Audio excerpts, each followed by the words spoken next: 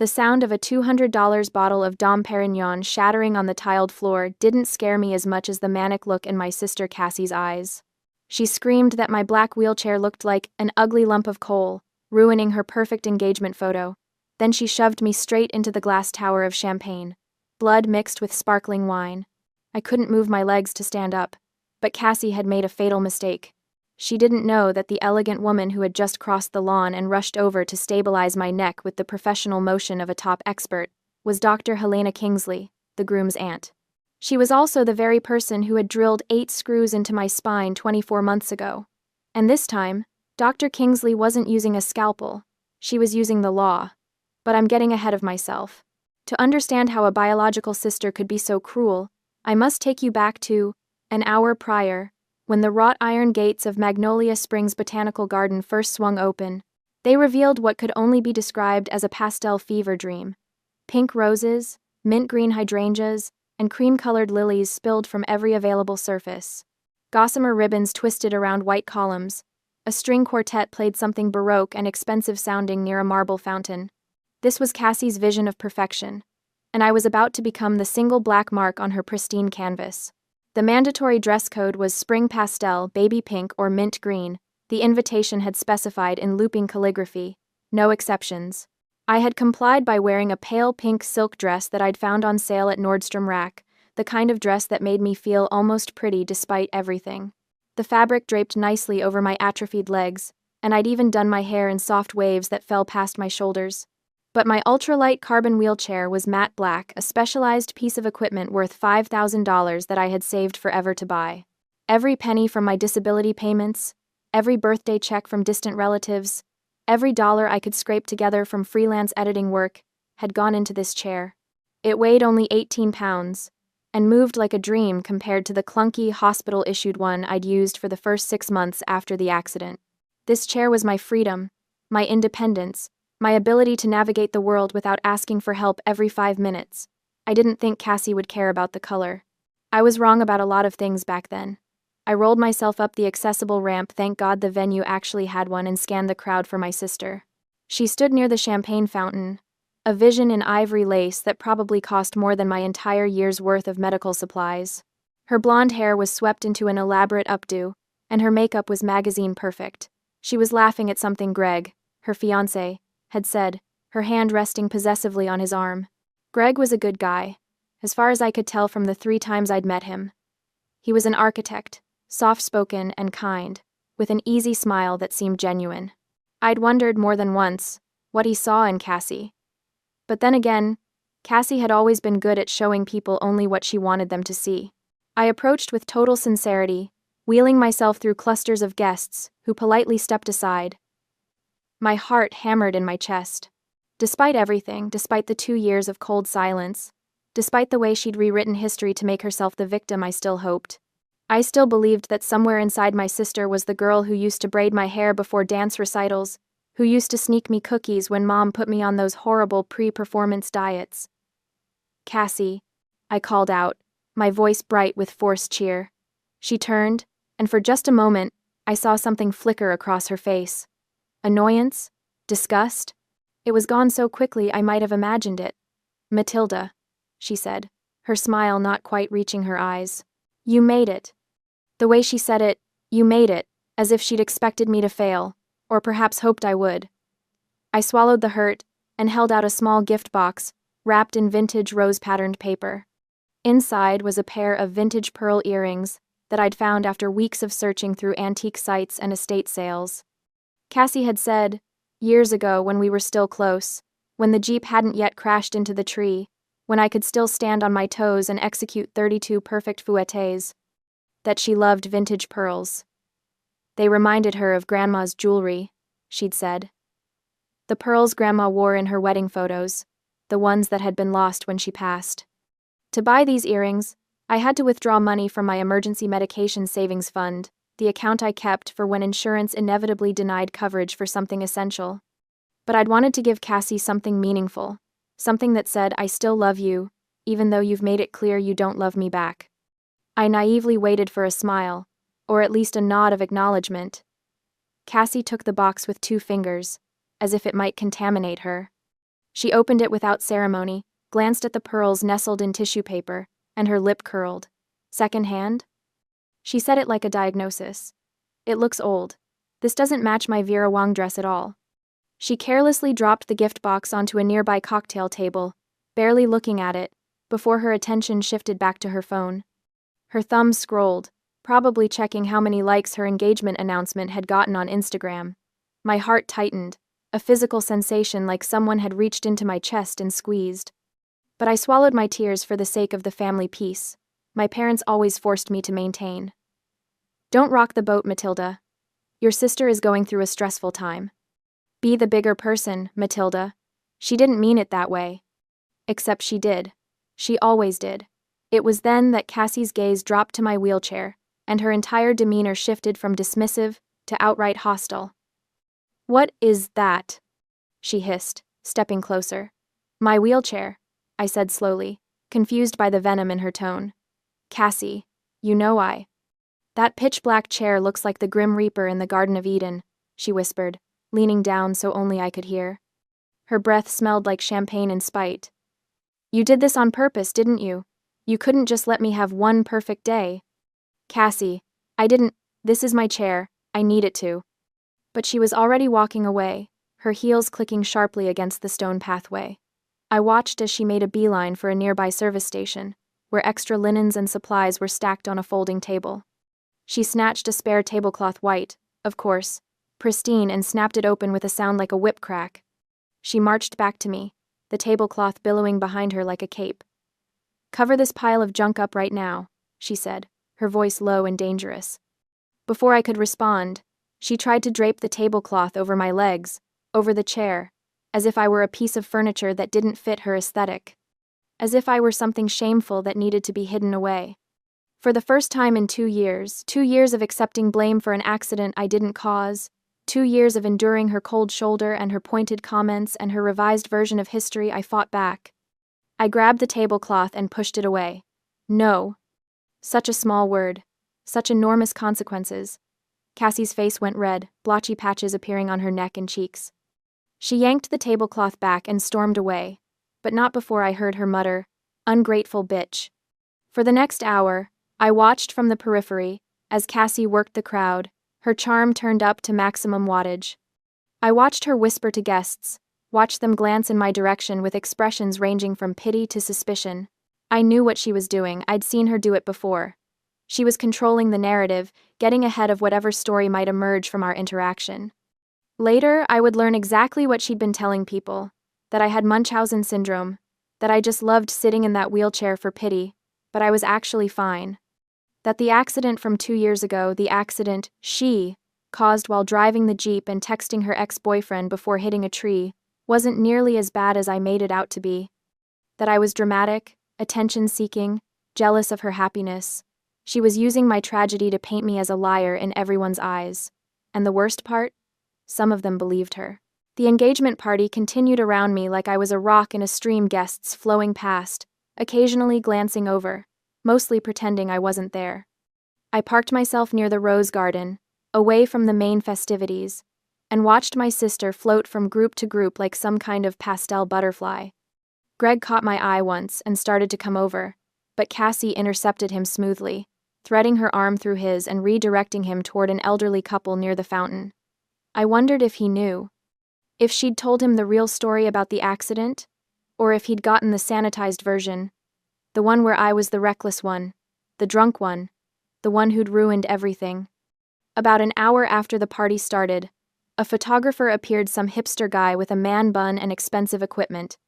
He started setting up near the main stage area, a raised platform decorated with what must have been $1,000 worth of peonies. "Family photos," Cassie announced, her voice cutting through the string quartet. "Everyone gather round." I stayed where I was. Maybe if I remained still enough, small enough, she'd forget about me. No such luck. Cassie's eyes found me across the lawn. She gestured impatiently, her smile fixed and frozen. I wheeled myself over slowly, dreading whatever fresh humiliation awaited. The rest of the family was already assembling, mom and dad looking uncomfortable in their dressy clothes, Greg's parents looking wealthy and vaguely confused, various aunts and uncles and cousins filling in the gaps. And there, at the far left of the formation, sat a large, pink-ribboned banquet chair, the kind with a straight back and armrests, the kind that requires core strength and balance to sit in safely. The kind I absolutely could not use. "Matilda," Cassie said sweetly, her public voice dripping with artificial warmth. "Move the wheelchair somewhere else. Sit on that chair. I want this photo to be uniform." Everyone was watching. The photographer had his camera up, ready to shoot. Mom was making her "please don't cause a scene" face. Dad was staring at his shoes. "Cassie," I said quietly, trying to keep my voice steady. "You know I have a T10 spinal injury. I don't have the core balance to sit on a regular chair. I'll fall." I'd explained this before, countless times over the past 2 years. A T10 complete spinal injury means I have no sensation or movement from approximately my belly button down. No abdominal muscles to hold myself upright. No ability to catch myself if I start to tip. Sitting in a regular chair without support was like asking someone to balance on a tightrope with no pole theoretically possible for about 5 seconds before physics and gravity won. Cassie's smile didn't falter, but something dark and ugly flashed in her eyes. "You're just good at ruining things," she said, her voice still sugary for the benefit of the crowd, but with an edge sharp enough to draw blood. Then, leaning closer, she whispered, "You're jealous because I'm getting married and you're a cripple, right?" The word hit me like a slap. Not because I hadn't heard it before. I'd heard it from strangers, from kids, from drunk assholes at bars, but never from my own sister. Never from someone who was supposed to love me. "Stand up, you fake," she hissed, and then she grabbed me. The action happened so fast it completely surprised me. Cassie used both hands to grip me under my left armpit and yanked upward with a strength I didn't know she possessed. The jerk was violent, unexpected, pulling me up and forward at an angle that immediately threw off what little balance I had. My hands scrambled for the armrests of my chair but found only air. The world tilted sickeningly. In her fury and her haste, Cassie stepped on the hem of her own long dress. I saw her stumble, saw her arms windmill as she fought to keep her own balance. Her grip on me loosened and then released entirely as she dodged backward, trying not to fall. She caught herself, took a step back, regained her balance with the grace of someone who still had full control of their body. I wasn't so lucky. My lower body was immobile, dead weight that I couldn't control or compensate for. The momentum from her pull launched me forward. I had no leg muscles to brace with, no core strength to right myself. I was falling, and there was nothing I could do to stop it. The champagne tower was directly in front of me. An elaborate pyramid of crystal glasses, each one filled with golden bubbling liquid, stacked 7 levels high. Probably cost more than my monthly rent. Definitely cost more than I was worth in Cassie's eyes. I hit it with my shoulder and chest, and the entire structure came down. The sound was incredible, a cascading crash of breaking glass, like wind chimes made of violence. Hundreds of shards exploded outward. I felt them slice into my hands as I tried to break my fall. Felt them cut my face, my neck, my arms. Sharp pain bloomed across my skin in a dozen places. My head snapped to the side, hitting the tile floor hard enough to make my vision blur. The expensive bottle from the top of the pyramid, that $200 Dom Perignon that someone had placed there like a crown, fell onto my shoulder with a heavy thud before rolling away. Blood began to spread across the white tiles, mixing with champagne into a grotesque rosé. My pink dress was soaked through, and I couldn't tell anymore what was wine and what was blood. My hands looked like they'd been through a paper shredder, glass embedded in my palms and fingers. The entire garden went dead silent. No music, no chatter. Just the sound of champagne still dripping from the edge of the platform, and my own ragged breathing. I lay there, unable to move, afraid to move. My neck hurt. My head was ringing.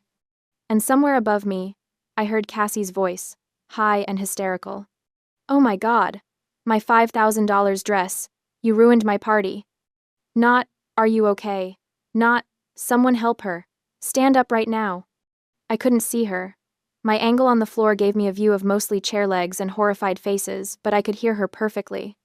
Could hear the absolute lack of concern, the narcissistic focus on herself, on her party, on her dress. Someone gasped. Several people started to move forward, to help, but a voice cut through the chaos like a knife. "Stand still, don't anyone touch her." The voice was female, authoritative, The kind of voice you obeyed without question. Through my blurred vision, I saw a woman drop her Gucci handbag onto the grass and push past a waiter. She moved with purpose, with the confidence of someone who knew exactly what to do in an emergency. She knelt beside me in the puddle of wine and blood, not caring about her elegant cream-colored pantsuit. Her hands were gentle but firm as she placed them on either side of my head, stabilizing my neck in the standard medical C-spine technique. "Listen to me carefully," she said, her voice calm and professional. "Don't try to move. Don't turn your head. I'm going to hold you steady until the paramedics arrive." I knew that voice. Dr. Helena Kingsley, Greg's aunt, the chief of neurosurgery at Mount Sinai Hospital, the woman who had saved my life 24 months ago. Dr. Kingsley looked up, her sharp gaze finding Greg in the crowd. "Call 911 immediately. Report a spinal injury and assault. Request police and an ambulance. Right now." "Assault?" Cassie's voice went shrill. "What are you talking about? She fell. It was an accident." But Dr. Kingsley wasn't looking at Cassie. She was looking at me, and something in her expression, a mix of recognition and fury, told me she knew exactly who I was. She'd known the moment she saw me fall. "Matilda Wells," she said softly, "just for me. I know you. I'm going to take care of you. You're safe now." And despite the pain, despite the blood, despite everything, I felt something inside me finally break free. I wasn't alone anymore. The minutes that followed existed in a strange, disconnected bubble. Time moved differently when you were lying on the ground, held immobile by the steady hands of someone who knew exactly how fragile your spine was. I could hear everything, every whispered conversation, every shocked gasp, every click of a camera phone, but I couldn't react, couldn't turn my head, could only stare up at the perfect blue sky and the lacework of tree branches above me while Dr. Kingsley maintained her grip. "You're doing great, Matilda," she said quietly. "Keep breathing. Slow and steady. That's it." Somewhere to my right, Cassie was spiraling. "Aunt Helena, you're overreacting." Her voice had that particular quality of panic that came when a narcissist realized they were losing control of the narrative. "She's faking it. She can walk. She's just acting to ruin my day." Dr. Kingsley's hands didn't move from my head, but her voice could have frozen nitrogen. "Miss Wells," she said, loudly enough for everyone to hear. "I am the one who personally drilled 8 pedicle screws into your sister's T10 and T11 vertebrae 24 months ago at Mount Sinai Hospital. I know the structure of her shattered bones better than she does herself." A collective intake of breath from the crowd. I couldn't see their faces, but I could imagine them, the slow realization, the pieces clicking into place. "Do you want to debate medical knowledge with the chief of neurosurgery, Dr.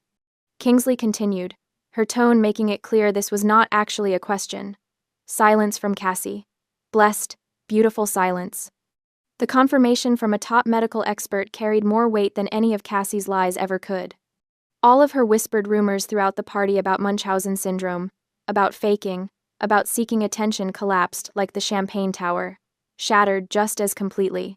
From my position on the ground, I could see some of the guests more clearly now. An elderly woman I didn't recognize had her hand over her mouth, tears in her eyes. A younger couple stood frozen, the man with his arm protectively around the woman, and there, at the edge of my vision, was Greg. His face had gone completely white, his expression shell-shocked. Cassie stood frozen, her perfect updo starting to come undone, her $5,000 dress stained with champagne and, I noted, with a dark satisfaction, a few drops of my blood. Around us, whispers rippled through the crowd like wind through grass. "Did you see what she did? She pulled her right out of the wheelchair. That poor girl. Will she be okay? Someone said the sister was texting during the car accident too. Is it true? Did she really cause it?" As for me, lying there amidst the pain and chaos, glass still embedded in my skin, blood drying sticky on my face, I thought, I'm still alive. How could it get any worse? It was almost funny, in a dark way. Surviving a horrific Jeep crash that had killed my ballet dreams and my future, that had left me with 8 screws holding my spine together and no feeling below my waist, had given me a certain calmness. An absolute experience in sensing survival. I'd already faced the worst thing I could imagine. Everything after that was just details. But this public revelation, this exposure of Cassie's true nature, this was something new. something that felt almost like justice. The sound of sirens cut through the garden, growing louder. Within minutes, paramedics were surrounding me, their movements efficient and practiced. They worked in tandem with Dr. Kingsley, who gave them a rapid-fire assessment of my condition and medical history. T10 complete, hardware in place, recent trauma to the head and cervical spine, she rattled off. Multiple lacerations, possible concussion. I want her in a collar and on a backboard, and someone call ahead to County General, tell them Helena Kingsley is accompanying the patient, and I want imaging immediately. The paramedics didn't question her. When a neurosurgeon gave orders, you followed them. They applied a rigid neck brace, carefully rolled me onto a backboard, and secured me with straps. Every movement sent fresh waves of pain through my cuts, but I bit my lip and stayed quiet. I'd had worse. I'd survived worse. As they lifted me onto the stretcher, I finally got a full view of the scene. The demolished champagne tower, the blood-soaked tile, the scattered shards of crystal catching the afternoon sun like diamonds. And the guests, at least 50 of them, all staring with varying expressions of horror, pity, and morbid fascination. This was supposed to be Cassie's perfect day, her moment in the spotlight. Instead, it had become her exposure. 2 police officers had arrived with the ambulance, and I watched as they approached Cassie. One of them, a woman with her hair pulled back in a severe bun, pulled out a notepad. "Ma'am, we need to ask you some questions about the incident." Cassie's face was a mask of barely contained panic. "It was an accident. I was just trying to help her sit down for the photo. She's my sister. I would never." I saw what happened. The voice came from an older man in a gray suit, someone I recognized vaguely as one of Greg's business associates. He stepped forward, his expression grave. I was standing less than 2 meters away. He said, his voice clear and firm, "My name is Lucas Chambers. I clearly saw her." He nodded toward Cassie. "Use both hands to grab her sister and pull hard with intent. That was not accidental or a slip of the hand. She deliberately caused this girl to fall. That is assault." The testimony of this independent witness was ironclad evidence. An unbiased observer, a respected businessman, someone with no reason to lie and every reason to stay out of family drama. His words carried the weight of truth. The female police officer's expression hardened. She stepped closer to Cassie. "Ma'am, given the witness testimony and the victim's injuries, you need to come with us to the station for questioning regarding an assault charge." "What? No!" Cassie shrieked, backing away. "You can't take me! It's my engagement party! Get away from me!" She swatted at the officer's hand, hysterical now, her entitlement overriding any sense of self-preservation. "Greg, tell them to stop." "Ma'am, stop resisting," the officer commanded. When Cassie tried to turn and run toward the house, the officers moved instantly. They grabbed her arms, spinning her around. The handcuffs clicked into place, and Cassie started to cry. Not delicate tears that could be dabbed away with a tissue, ugly, snotty sobs that made her mascara run in black rivers down her face. Her magnificent pastel dress, the one that had cost $5,000, was now stained with wine and blood and ruined beyond repair. As the police led her toward the patrol car, she kept looking back at Greg, at our parents, at anyone who might intercede. But the crowd parted for her like the Red Sea, everyone stepping back to avoid being associated with her downfall. Most importantly, Greg stood silent. He didn't defend her, didn't argue with the police, didn't proclaim her innocence or beg them to let her go. He and his family turned their backs on Cassie. That was the moment I realized my first emotional release. She was no longer untouchable. For 24 months, Cassie had been protected by the family narrative. By Mom and Dad's insistence that we keep the peace. By their willingness to sacrifice my truth for her comfort. By their enabling of her narcissism and their enforcement of my silence. But this was public. This was witnessed. This was documented. This was finally real.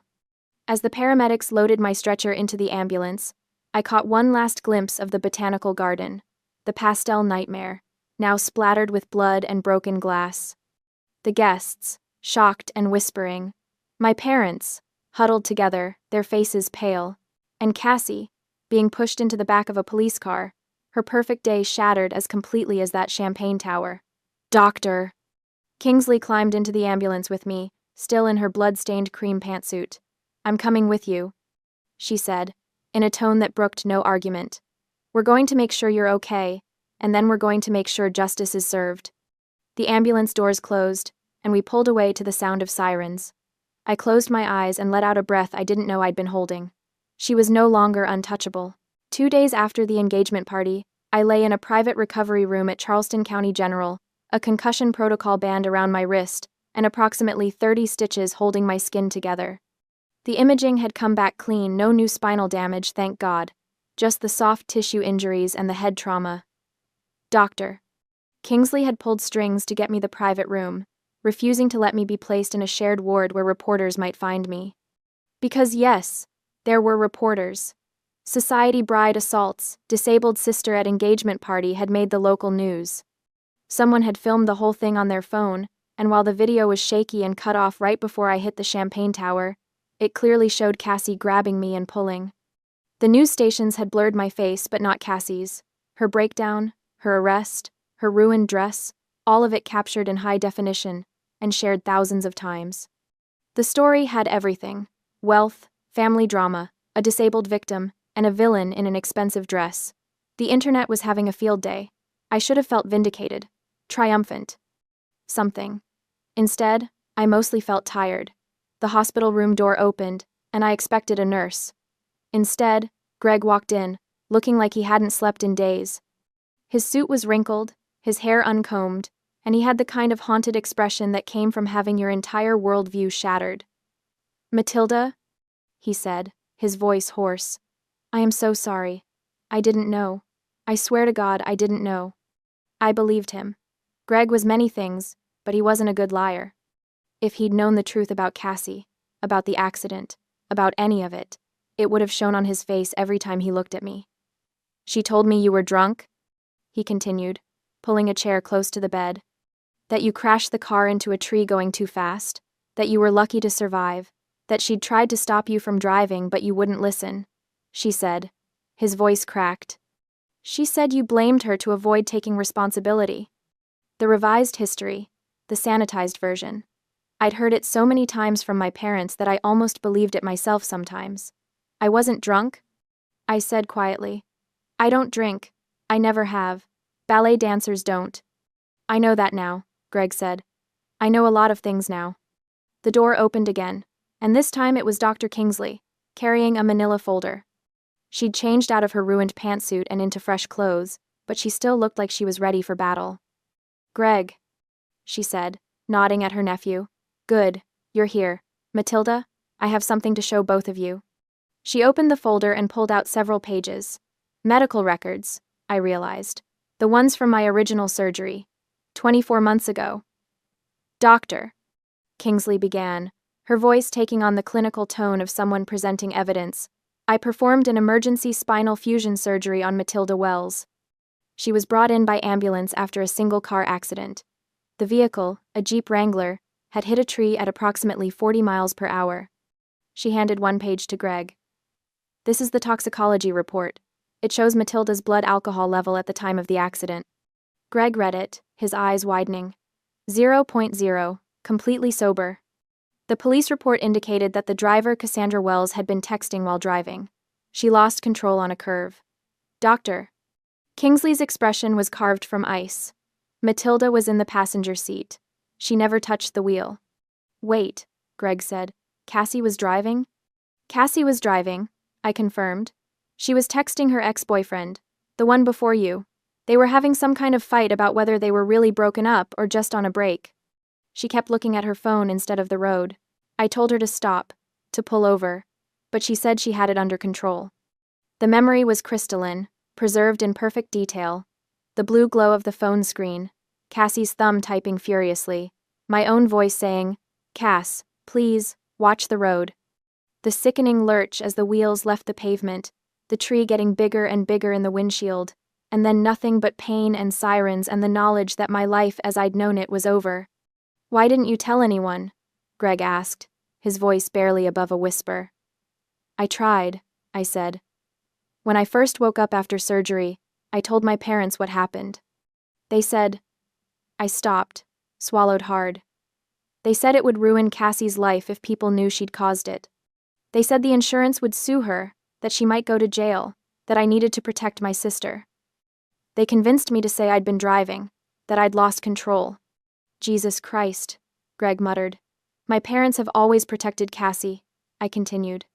When we were kids, it was small stuff. She'd break something, blame me, and they'd believe her. As we got older, it got worse. She'd steal money from my wallet, lie to my friends, sabotage my dance auditions by hiding my shoes or telling me the wrong time, but they always made excuses for her.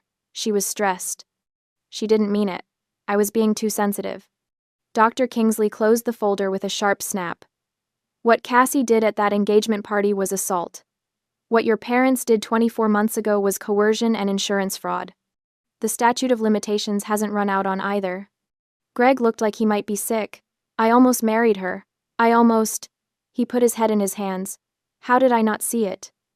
Narcissists are excellent performers, Dr. Kingsley said, not unkindly. They show you exactly what you want to see, until it's too late. We sat in silence for a moment, the weight of revelations settling over us. I could see Greg processing, reevaluating every moment of his relationship with Cassie through this new lens. Wondering what else she'd lied about, wondering who she really was beneath the performance. The door burst open, no knock, no warning. My parents rushed in like a storm surge, all flailing hands and loud voices. Matilda! Mom grabbed my hand, squeezing too hard. Oh, thank God you're okay. Dad positioned himself at the foot of the bed, his expression grave. We've been so worried. We came as soon as we heard.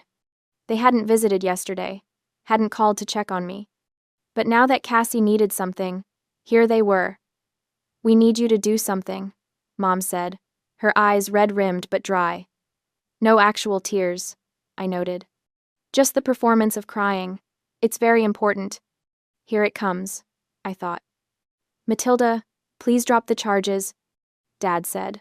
Call the police and say you slipped. Say your sister was just trying to help you up. If you don't sue, they will release your sister. There it was. The ask. The demand disguised as a plea. Mom squeezed my hand again, her grip almost painful. She's your sister, Matilda. Family protects family. You know she didn't mean it. She was just stressed about the wedding. And you know how you can be. How I can be, I repeated flatly. You know what I mean. Difficult, stubborn. You insisted on bringing that black wheelchair when she'd asked everyone to keep things light and pretty. The wheelchair I need to move, I said. Well, yes, but you could have tried harder to match the color scheme, maybe put some ribbons on it or something. And then to refuse to sit in the chair for the photo when she was just trying to include you. I pulled my hand away from Mom's grip. She assaulted me. There's video. There are witnesses. Witnesses can be mistaken, Dad said quickly. It all happened so fast. People see what they want to see. This was the moment of false defeat. I let my expression crumble, let myself look weak and overwhelmed. I shook my head wearily, feigning helplessness. Mom, Dad, I said, my voice thin and tired. This isn't about what I want anymore. The police have the video, the witnesses, the medical examiner's report. This is a criminal case between the state and Cassie. I am not the judge. I don't control what happens now. It was true, technically. Once assault charges were filed by the state, the victim couldn't just make them disappear. But my parents didn't understand the legal system well enough to know that.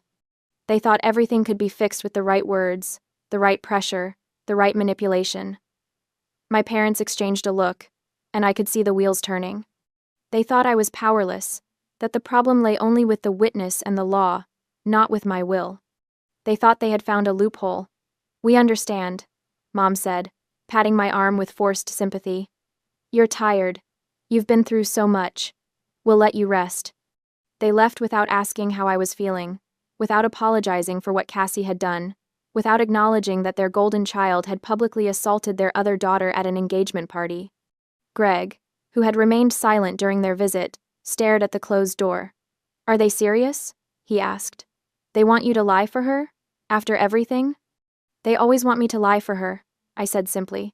Dr. Kingsley, who had also stayed quiet, now moved to the window. She pulled out her phone and made a call. Richard? Helena Kingsley, I need you to do something for me. There's a witness to an assault case, the engagement party incident you've been hearing about. Yes, that one. I need you to make sure he knows his rights and his protections. Someone might try to convince him to change his statement. She hung up and turned back to us. Richard is my attorney. He's going to make sure our witness understands what witness tampering is and how to report it if anyone tries. You think they'll try? Greg asked. I know they will, I said. They're desperate. Cassie's facing serious charges. How serious? Greg asked. Dr. Kingsley pulled up something on her phone. Assault and battery causing bodily harm to a disabled person. That's an aggravating factor. With the video evidence, the witness testimony, and Matilda's documented injuries, the prosecutor is talking about a potential 10-year sentence. Greg went pale. 10 years? She pushed a paraplegic woman into a tower of glass. Doctor? Kingsley said coldly. She could have killed her. She could have severed Matilda's spinal cord completely. 10 years is appropriate. Silence settled over the room. I closed my eyes, feeling the weight of exhaustion pulling me under. The painkillers they'd given me were making everything soft and fuzzy around the edges. Rest, Dr. Kingsley said gently. I'll make sure no one bothers you tonight. I drifted off to sleep, and for the first time in 2 years, I didn't dream about the accident. The next morning, I woke to hushed voices outside my door. I recognized my father's tone, aggressive, demanding, and a calmer voice responding. I couldn't make out the words, but after a few minutes, Dad's voice faded away. Greg appeared in the doorway looking grim.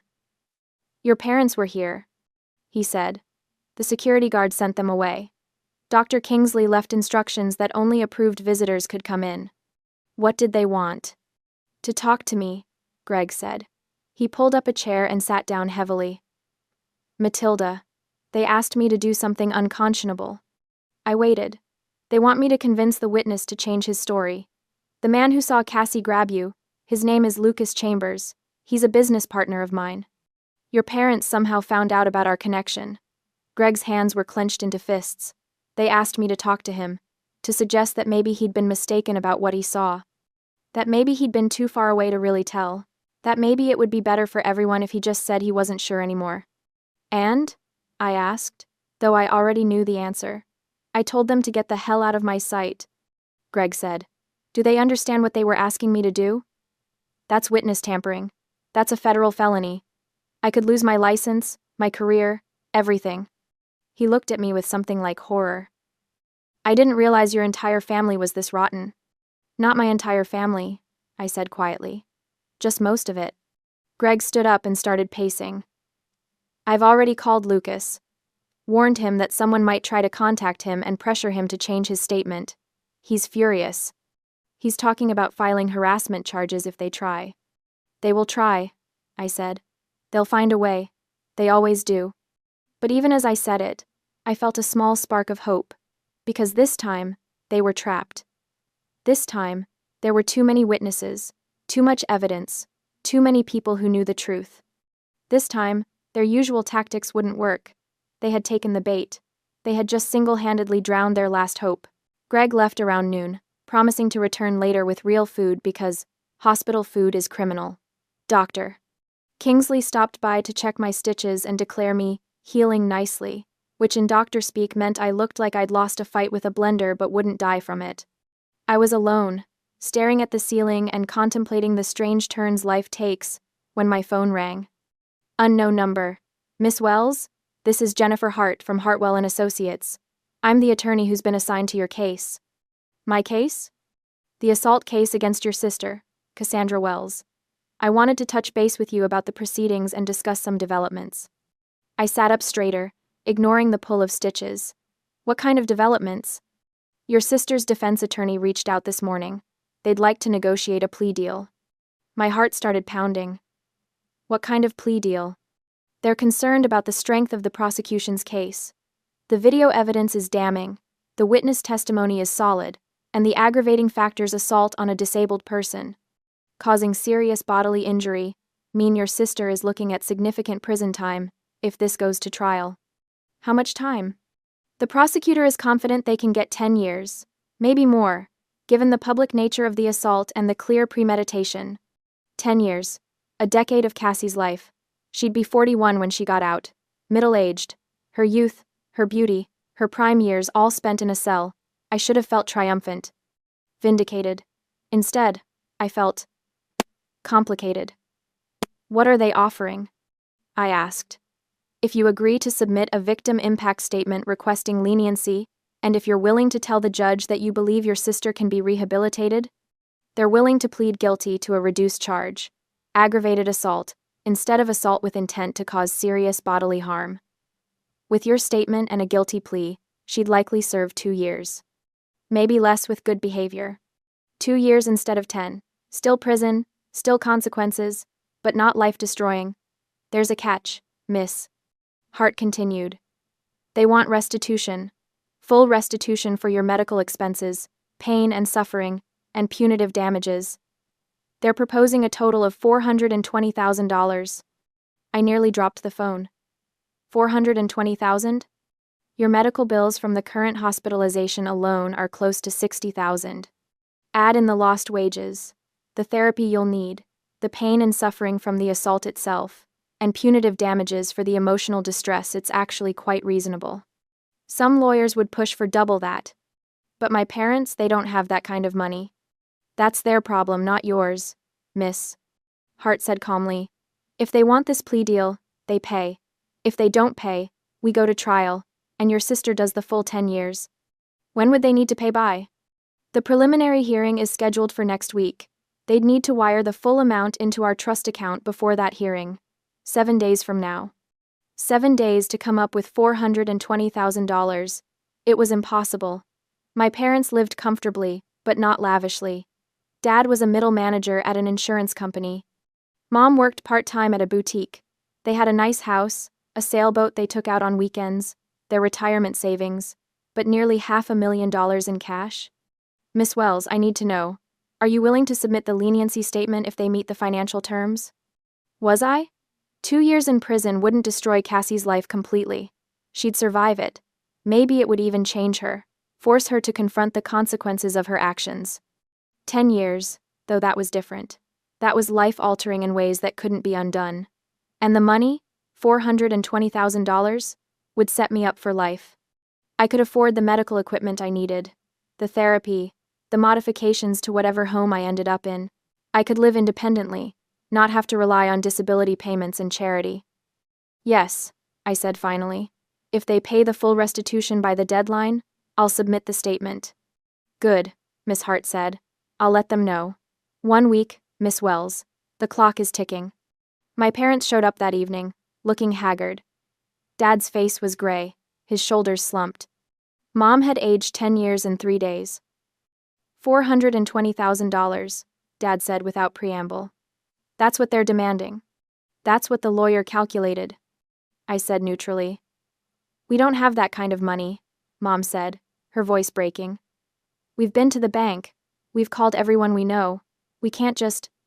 You can liquidate your $401k, I said calmly. They stared at me. I checked. Between both of your retirement accounts, you have about $280,000. With the early withdrawal penalties and taxes, you'd net maybe $200,000. You can sell the sailboat not on the market, but to a wholesaler or liquidator. They'll give you cash instantly but at a fraction of the value. That's another $100,000 if you're lucky. For the rest.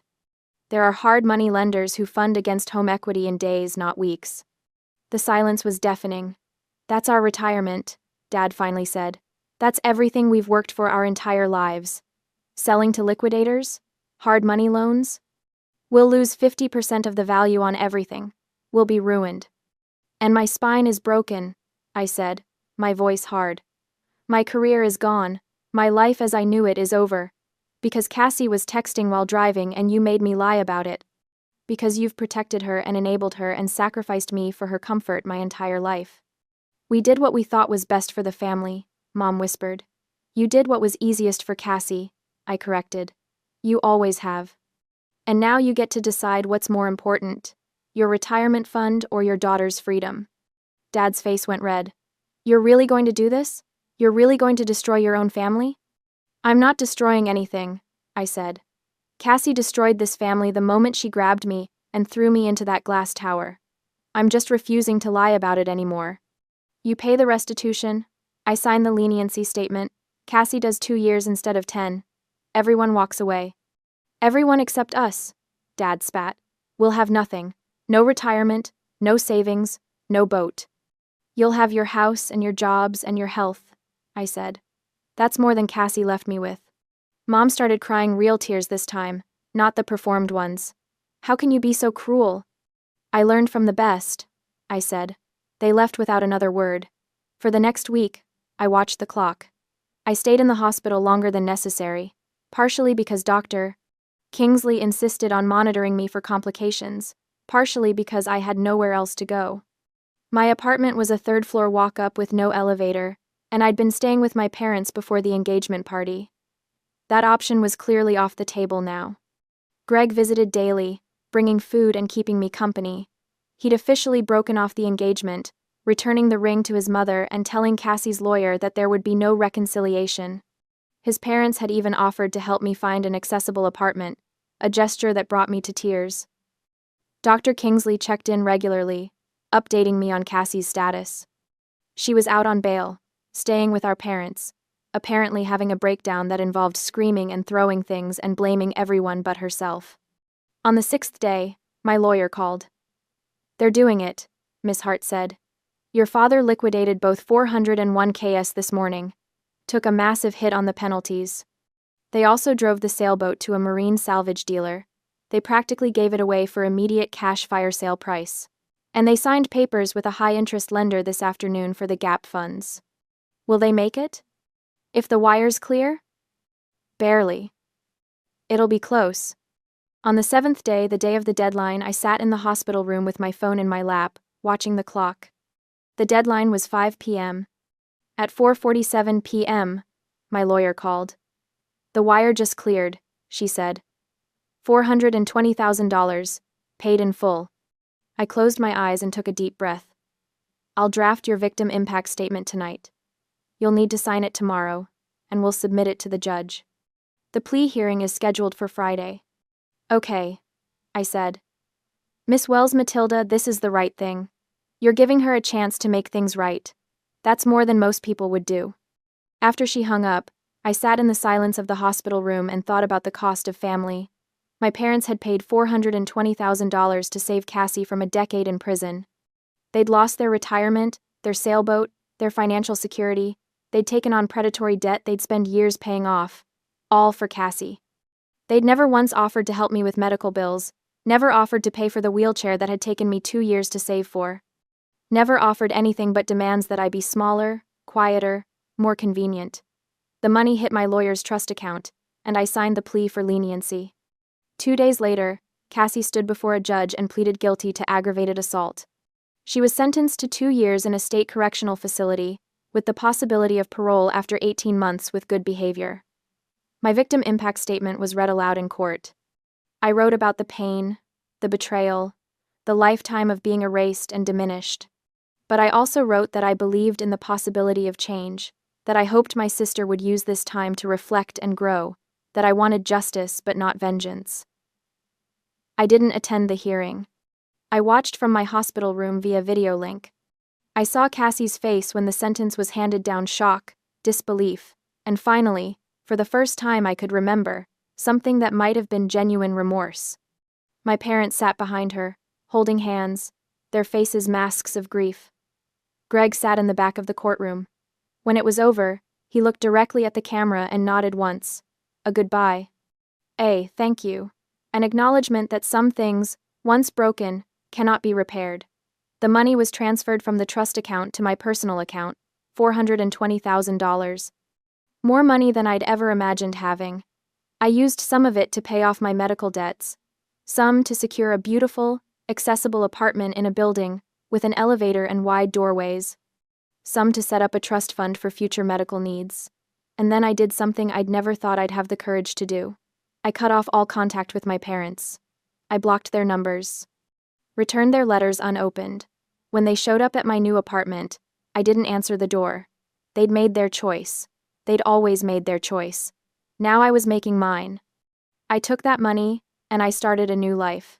18 months have passed since the courtroom gavel fell, and today, I'm sitting on a sun-drenched beach in the south of France. For the first time in 42 months, I don't feel like I'm drowning. The Mediterranean stretches out before me, impossibly blue, the kind of color that doesn't exist in Charleston. The sand is warm beneath my left hand where I've braced myself against the wheelchair. My matte black carbon chair, the same one Cassie tried to hide under that goddamn tablecloth, sits proudly in the sunlight now. I'm not hiding anymore. The $420,000 restitution money changed everything. Not because money fixes paralysis, it doesn't, and anyone who tells you otherwise is selling something, but because it bought me choices. Real choices. Not the scraps my family used to offer me with their pitying smiles and their, maybe next year, Matilda, promises. I used a significant portion of it to fund experimental treatment at the Zurich Neuroscience Research Institute, cutting-edge neural chip implant technology. The kind of thing that makes neurologists either excited or skeptical, with very little middle ground. Dr. Kingsley, bless her pragmatic heart, had given me the contact information with a simple, "It's worth trying. No guarantees, but the research is promising." The medical result wasn't some miraculous stand-up-and-walk moment like you see in the movies. Recovery never works that way, no matter what the Hallmark Channel tells you. But 3 weeks ago, during one of my focused visualization exercises, something happened. My right big toe twitched, just slightly, barely a millimeter of movement. But I felt it, a tingling current of electricity that ran down my calf, following neural pathways that had been dark and silent for 42 agonizing months. The first real sensation, below my T10 injury since the Jeep rolled. I had stared at my foot for a full minute, convinced I'd imagined it. Then I did it again, and again. Each time, that tiny twitch, that whisper of reconnection between my brain and my body. Matilda, did you see that? Mari, the 35-year-old woman sitting in the beach chair next to me, had been watching during one of my exercises yesterday. When my toe moved, she screamed in delight, launching herself out of her seat to grab my shoulders. She hugged me so tightly I couldn't breathe, crying even louder than I was. Mari, my found family. I met her at the Research Institute in Switzerland. She'd been volunteering there, helping patients navigate the foreign medical system, translating German medical jargon into understandable English, and generally being the kind of human that restores your faith in humanity. She told me she'd cared for her paralyzed sister for 10 years before she passed away from complications. When she met me, Mari said I reminded her of her sister. Same stubborn determination, same dark humor about our circumstances, same refusal to be defined by our limitations. For me, Mari filled a void I didn't even know how desperately I needed filled. She became the caring, understanding, protective sister I never had, the sister Cassie could never be. My phone vibrates in the bag hanging off my wheelchair. I almost ignore it.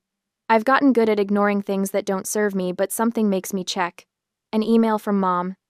The subject line is empty, but there's an attachment. A photo of a handwritten letter. My stomach tightens as I open it. The handwriting is Cassie's, still that perfect Catholic school cursive, even after 2 years in prison. She was released early last week for good behavior. According to Mom's brief message, Cassie refused to move back in with our parents. Instead, she found a small town somewhere in the Midwest, got a job as a server at a bakery, and rents a tiny apartment above a hardware store. The letter itself is short. Matilda, I'm sorry for taking your legs and your life's dream. I don't expect you to forgive me. The days in prison helped me understand how terrible I was. I am learning to be a decent human being from zero. Live well, Matilda. I read it twice, then a third time. My heart feels light. Not because of the apology words are cheap, and Cassie's words were always prettiest when they meant the least, but because I realize, sitting here with the sun on my face and Mari humming beside me, that I don't care anymore. No more resentment burning in my chest. No more imagining what I'd say to her if I saw her again. No more rage keeping me awake at night, but also no need to reconnect. No obligation to rebuild something that was never really there. Cassie is learning to be a decent human being? Good for her. She can do that without me. I turn off my phone and drop it into my bag, leaving the past exactly where it belongs. Mari, I say, beaming at her. Let's go get ice cream. My treat. Mari laughs, this full-bodied, joyful sound that makes strangers turn and smile. She stands, moving behind my wheelchair. Let's go, little sister. She pushes me along the coastal path, and our laughter blends with the sound of the ocean waves. The breeze tastes like salt and freedom. This is my real family. This is my real life. And damn, it feels good.